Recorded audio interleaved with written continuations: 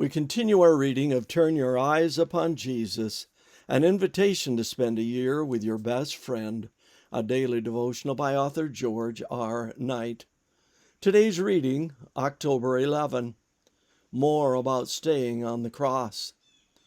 The high priests, along with the religion scholars and leaders, were right there mixing it up with the rest of them, having a great time poking fun at him. King of Israel, is he? Then let him get down from that cross. We'll all become believers then. Matthew 27:41 and 42, Message Bible. For the past 2 days, we have been meditating upon the great temptation that leads to all the lesser temptations of life. In essence, that temptation is to become the God of our lives, to do our own will. That is where Adam and Eve went wrong. The eating of the fruit was only the result of a minor temptation after they had already fallen for Satan's great temptation. Christ, as we noted earlier, experienced that temptation in 2 formats, not going to the cross and not staying on it. Today we will examine more fully how the second aspect of temptation plays out in our daily life when we are tempted to get off our cross, break our relationship with God, and do our own thing.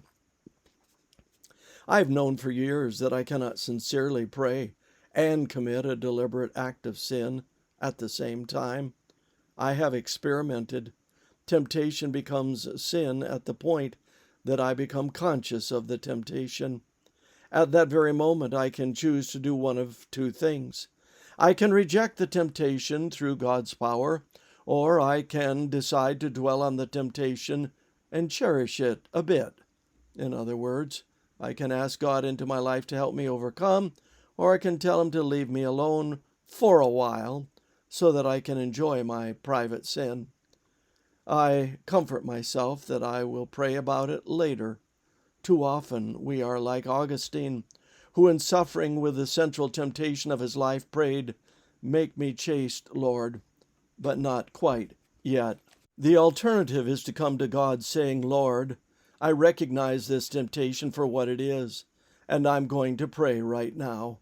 I have personally discovered that when I sincerely and perseveringly pray for victory, I lose the desire for the sinful action.